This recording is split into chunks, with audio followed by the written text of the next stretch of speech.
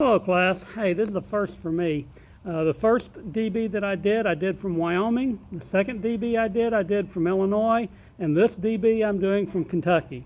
I'm in Paducah, Kentucky right now, which actually is the birthplace of John Scopes. And that kind of gives you an idea as to what I'm doing my report on today. I'm in a dog park. My dog's over there somewhere. I don't know. He may come running up here pretty soon, but if not, I'll hope to give you a glimpse at him before we get out. But let's talk about the Scopes trial.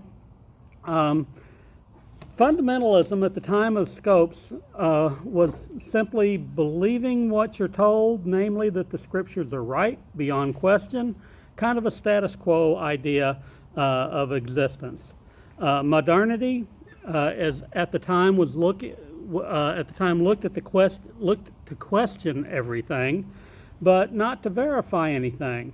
Darwinism didn't really answer anything; it only brought up an alternative to Christianity.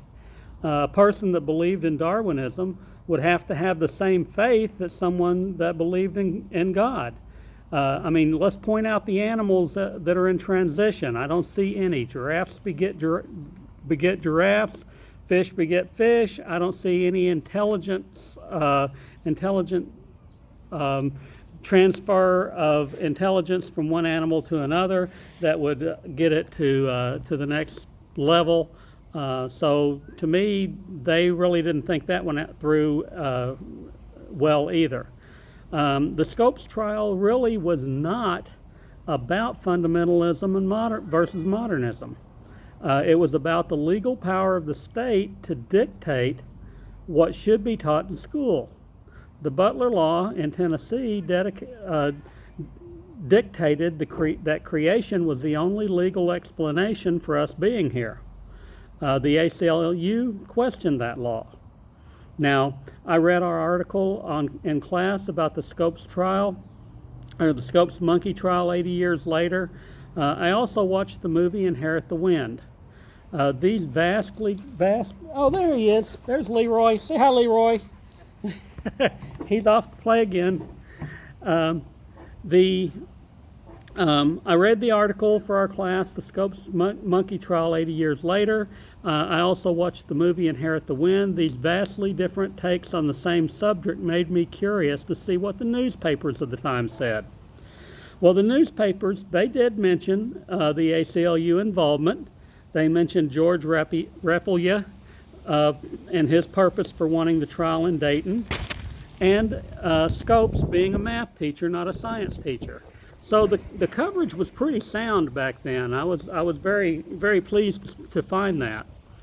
There are things that I question about the Bible. There are also things that I question about the alternatives to the Bible.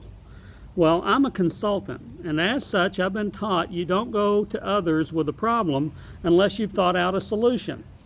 So I oppose the fundamentalists on the point that the Bible is off limits regarding research. That tells me that I can't even question it, and I don't like that.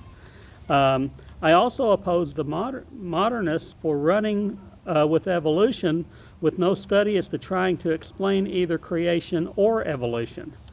So I guess that means that I'm a Briggist, a follower of Charles Briggs, who believes the more you try to study and explain the Bible, the more you find the stories that the stories could actually have happened. So I say let's research it all. Let's find out what actually happened, and I know that God's going to come out in the end.